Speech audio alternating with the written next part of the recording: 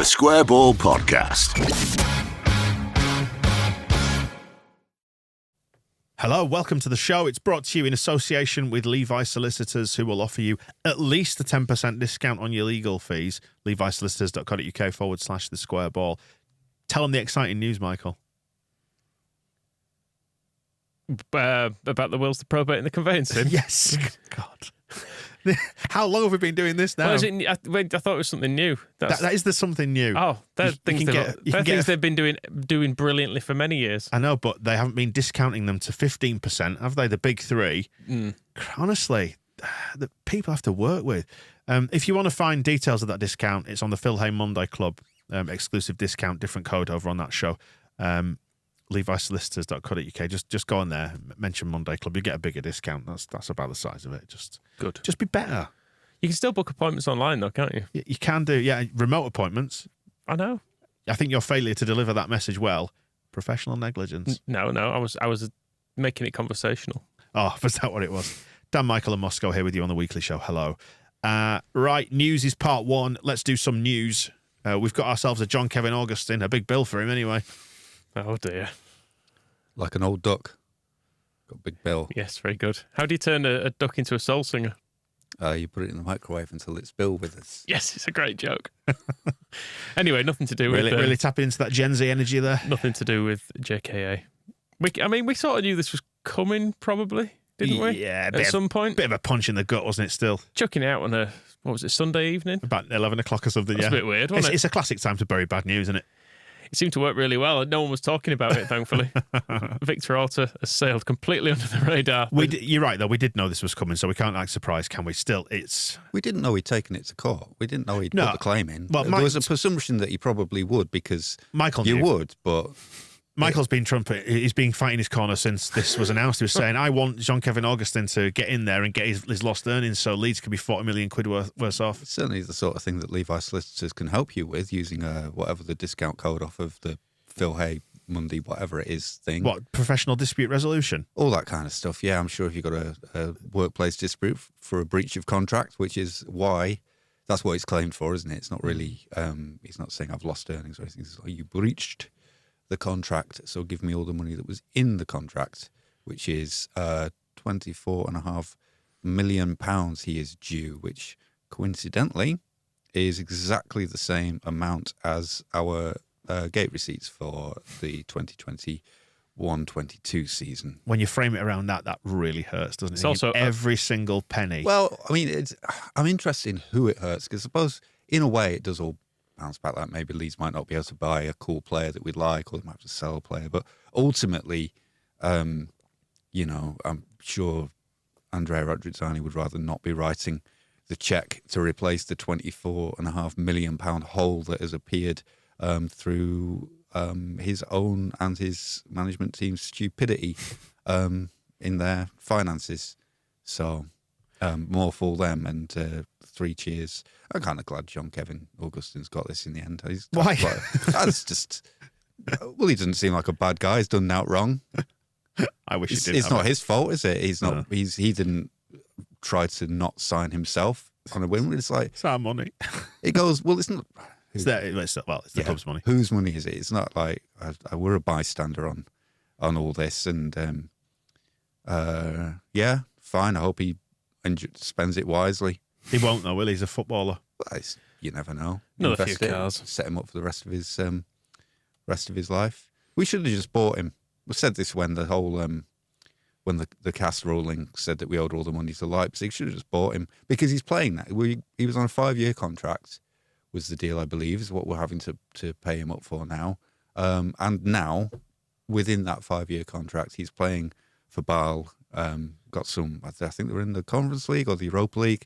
So he's scored some goals and got some assists. So we could quite easily have we could be trying to find somebody to buy him at this point because he's a viable footballer again.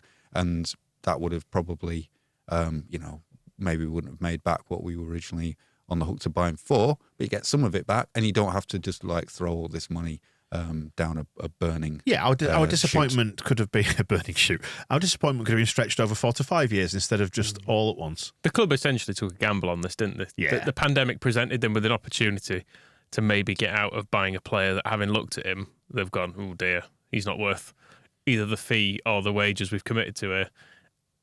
And we might be able to get away with this, is what it feels like. Because if he was good, there's absolutely no possibility we would have been trying to get out of this. And it's when you top the wages into a single figure, isn't it? In fact, we are going to talk about money. We're going to do a separate show on this because the accounts have been released. So we're going to put it into lay terms and just have a chat about how mad the finances are in football. But it's when you see that £24.5 million, but that would have been spread over 5 years, and footballers earn a lot of money because football's mental. Yeah, I mean, I saw people trying to lump in this with the money we already owe to Leipzig and saying, well, he's their most expensive player ever. But it's like, well, all players earn money. I mean, wait till you find out what Dan James is earning. You know, you have got to pay them to be here as well. You can't just pay for them, and they're not a piece of furniture. You don't pay for it and then you get to keep it. Like DFS, without interest free for 4 years. DFS, you do pay for that every month, I think, is the strategy there. But you do have to pay footballers, and admittedly, £833,000 a minute does seem on the high side. Seems pricey for a footballer, but that's what happens when you try and buy human beings. Yeah, I mean, ticket prices are what they are. Sponsorship money is what it is. Merchandising, it's all the price. So we pay it, and if it didn't then go into the pockets of the footballers, where else would it go? Angus Kinnear made, what was it, 550 grand last year. Like, I would rather Jean-Kévin Augustin got that as well. Give it to him. At least he's a footballer. At least there is a minimal chance that I might enjoy watching Jean-Kévin Augustin do something, whereas I've never been able to, I could watch Angus Kinnear 90 minutes a week for the rest of his life, and I don't think he would entertain me. I need to say thanks to Ashley Ridgway, who tweeted us, who's at Ashley Ridgway 93. Says, given Augustine has earned £24.5 million for 45 minutes of game time at Leeds, that's £2.25 billion pro rata over the course of a championship season. Oh, well. Good laugh, innit? Jackie's signed up, though. We've got him for another 5 years. Yeah, I mean, we were trying to sell Jackie for around £25 million as well, weren't we, not long ago? Can't think why. Which kind of makes you wonder if a bill had landed for this and they've been like, has anyone got spare 20 odd million? Anyone lads? got £25 million? No? We could ask the American lads. They said, no, they don't want to. They're saying, Parag's saying no. They're saying they weren't here for that bit, so it's your problem. They want to find. He's shouting deal with it now down the phone. They want to find the guys who did that. Do you know them? There is an interesting aspect on that with the whole 49ers and Parag Marathe coming in. Is I keep seeing headlines around the gridiron team that they run, where Marathe is consistently getting sort of praise in the business press of American football, like how he deals with the salary cap, and he can be very creative around contracts to create opportunities so they can buy another player, and he rearranges people's contracts so that ultimately they might earn more money in a different way, but it frees them up under everything else. And he does so, maybe trying to say to him, exactly like phoning him up saying, oh yeah, we've accidentally paid somebody 800 grand a minute to do nothing. Accidentally. And him, like, what his reaction would be is like, well, what exactly do you want me to do about this? And what I would like him to do about it is maybe take the club off the people who did that and do it better. But that's a sort of a future thing. In the meantime, not sell Jack Harrison to pay for it is probably a good tactic as well. But there are, who knows what the 49ers are going to do to us. Probably good things, probably bad things in variable measures. But I do keep seeing those things in the ether and having some hope that perhaps somebody with a bit of competence is going to bring some sense to bear on the things that we do. Jackie. Yes. Signed a new deal. That was good. So he's going to pass 200 games for us this season then, isn't he? Assuming he remains ill, unill, not ill. I mean, ill. What have you heard? He's ill. He's ill in the rap sense. Yeah, okay. I mean, he played a load of games injured at the start of the season. So when he was sucking, wasn't it? Mm. But yeah, he's quietly crept up that appearance list, hasn't he? Yeah, he's done a lot. Still on loan as well, which is remarkable. Finally signed him. Yeah, I'm glad he's signed. And I know we're doing this after the Palace game now. He actually signed it after the Forest game, didn't he? When everyone was like, oh, brilliant. Took his foot off the gas, pathetic, sell him to Leicester. That's great. Etc. He looks really good again after the Forest game, whereas But Jackie Palace, blows that fucking terrible free kick. They break and score. Jackie- Useless. Get him sold. Jackie blows hot and cold, doesn't he? But he's a good steady performer. He does, and that's why we've been allowed to keep him, because Yep. he blows hot and cold. Because when he's really good, he'd probably be like, if he was as good as his good days, he'd be a £60 million footballer and sold.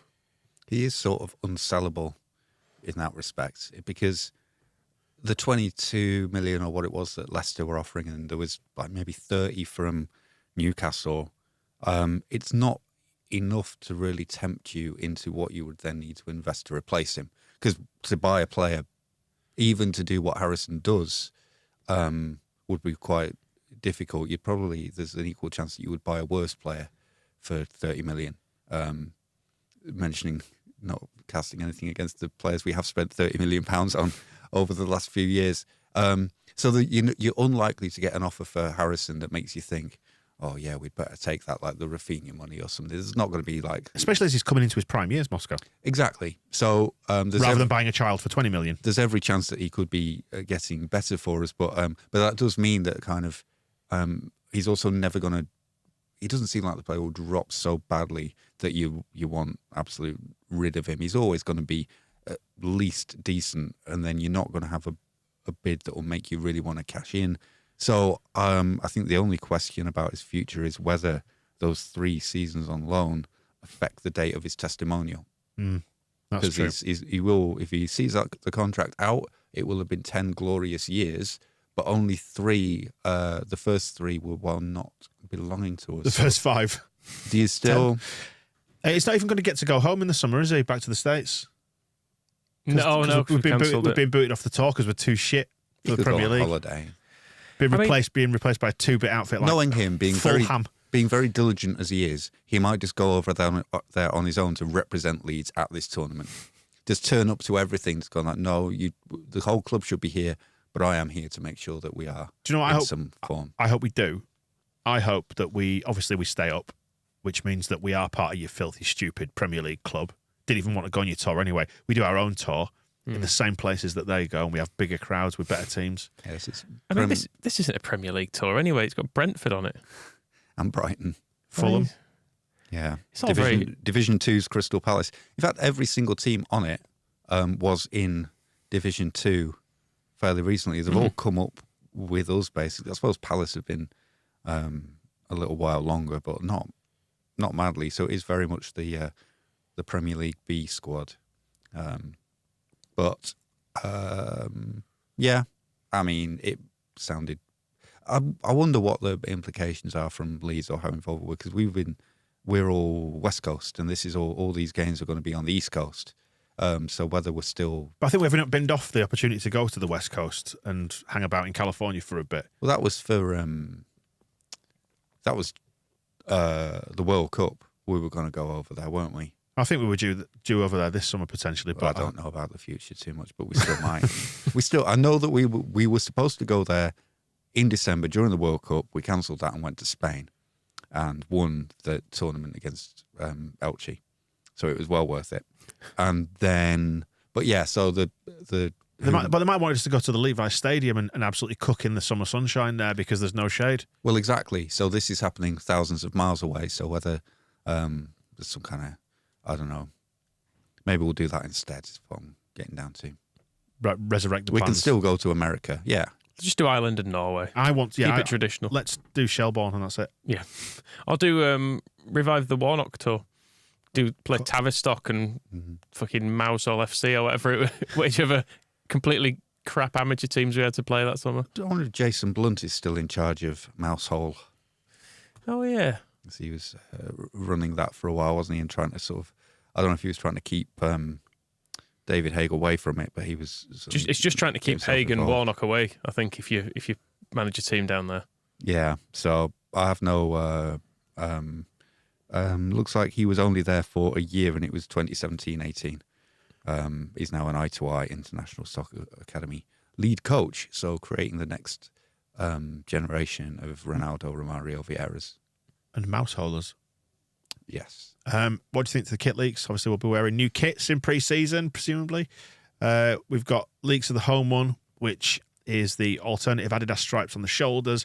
Bit of an ugly collar, not too keen on the old plunging V V-neck, and a repeating peacock. There's a peacock on the back of the neck, isn't there, which has been put into the fabric as well. A repeating. It looks a little bit sort of like, I don't know, dining room wallpaper from the 80s. There's the pattern at a distance, but up close it's got the peacock in it. I like the fabric pattern. Yeah. I like the stripes.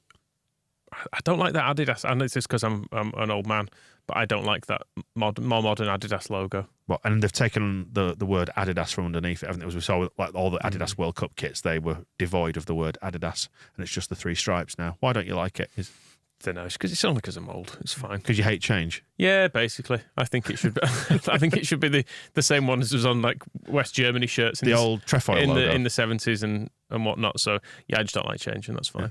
Yeah, but you are from Wakefield and you live in Pontefract, so I understand. Yeah, so it's fine. But no, as home shirts go, I think it's quite nice. It's got a proper colour of Leeds badge on. It's actual Leeds blue and yellow. It's good. It's an improvement. Yes, good. And do you think it stacks up well with the retro kits that have made it into the shop? The Man City one, Man City stroke Coventry bits on it. Well, for the benefit of anybody who hasn't seen this, it's a sort of mashup of the Umbro designs, isn't it? But without the Umbro logo. So these are the Umbro designs of 1992, and it's sort of a bit of the white, bit of the yellow, and then inexplicably some of the blue of Man City. I don't know what they were thinking. But fine, no one needs to buy it. People might. I mean, we're not going to be wearing it, are we, to play in? So it seems fine. I think we should. But yeah, a strange choice. And going to the away kit, or is it the third kit that's been leaked as well? Been doing the rounds. This is one that the fruit salad kit, like the candy, the sweets, pink and yellow, which, if the leak is correct, appears to be related to the Leeds Year of Culture 2023 festivities that are happening in the city, because Leeds was supposed to be European Capital of Culture, wasn't it, in 23. Whole Brexit thing happened, so they decided to have a year's celebration anyway. The brand colours of that are arbitrarily pink and yellow, and it seems to be that we are getting a pink and yellow third kit on that basis with, I don't know if they're very, very dark inky blue accents or whether that's black. Footy Headlines, who did the leak, seem to think it's black, but to my eye it looked very dark blue, and it doesn't matter either way what it is. It's wild, is that, isn't it? Do you like it? Do you hate it? I like it.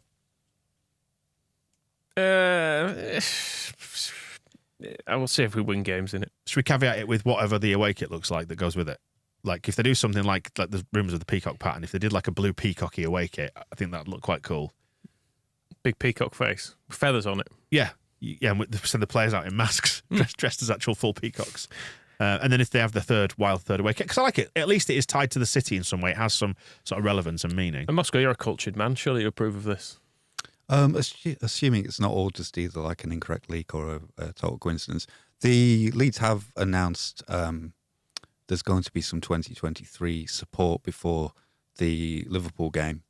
The players are going to be warming up in Leeds 2023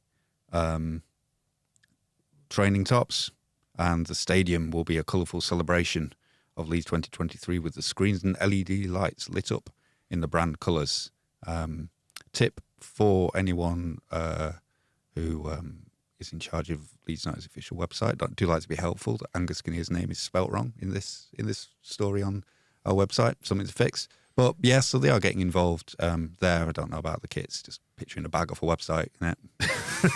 Yes, it looks like a goalie kit as well. Like I think it was flagged up that it might resemble a Adidas goalkeeper template. Who knows what it is? Just a picture of a shirt in a bag. I think you can find the templates for the Adidas keepers kits for next year knocking about, because they're obviously generic and the same everywhere, aren't they? But it might be. Also, who cares?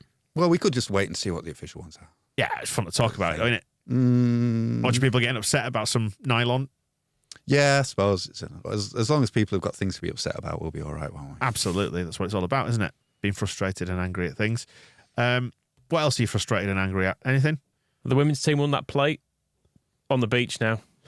Not asked. 3 games, no wins. Pathetic. They did manage to draw in the last game, in fairness. But yeah, the season's kind of done anyway, because they're firmly lodged in mid-table, aren't they?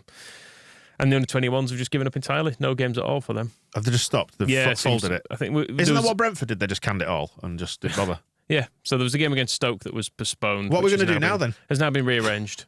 What we're going to do now? We're putting a B team in place, European friendlies. What are we doing? I suppose we'll play them eventually, these games. But yeah, still. Are we getting promoted? It should be. 2 points clear, game in hand. Only 3 games left. Should all be fine. Leeds can't mess it up from here. Of course not. There's a bit of difficulty with the rearranged trip to Stoke for the under-21s being it's kicking off an hour before the first team play Liverpool in Leeds. So the under-21 squad, I imagine, will be weaker than it needs to be otherwise, because we'll have to keep players back for the big team to do their thing with. So, you know, you can immediately cross off, like, I doubt Archie Gray or Matteo Joseph or Darko JB will be on the way to Stoke with the under-21s. Maybe we'll do a swap. Maybe we'll let Adam Forshaw go to Stoke and JB with the first team. In half-time, probably the last good thing I saw again in the Crystal Palace game was half-time watching, there's some meanness about Rasmus Christensen coming, watching Rodrigo and Adam Forshaw as substitutes warming up by just pinging 40-yard, 50-yard passes to each other across the width of the pitch. And, I was just sitting watching, reveling in the technique, because the pair of them just as easy as you like, both feet just placing the ball on the toe of each other over incredible distances, and they were putting the ball in the air, they were drilling it low, there was take a touch and hit it, and there was some first-time returns, and just watching it was like, yeah, to be that good at something and just, you know, elite level Moscow. Yeah, and then next to them there was Jorginho Rutter trying to do the same thing with Rasmus Christensen, who was sending him like running 10, 15 yards in either direction, trying to chase the ball after every time he tried to pass it across the width of the pitch. And I guess, you know, it's the reason why Rasmus is a right back and not a left back, as he turned out to be later, and not a game dictating midfield type.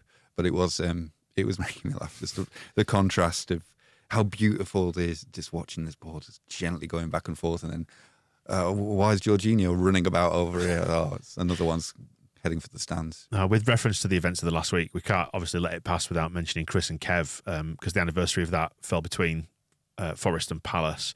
And I think the video that was done, which was involving family members and people who were there that night, incredibly powerful message. And it was good to see it retweeted by both Man United and Liverpool as well. Maybe give people, might not work, but pause for thought before they start singing about people who've died.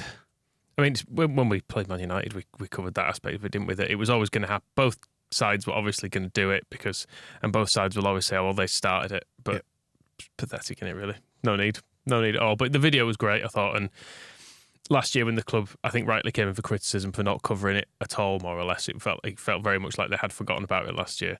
To do something, get it out early this year, and then just let the fans do their thing with the back turn and everything, which obviously has become a tradition for it. But I thought it was very good that the club did mark it and marked it with something well produced and it was sensitively handled, because they spoke to the families as well. Yeah, and did it really well, really diligently.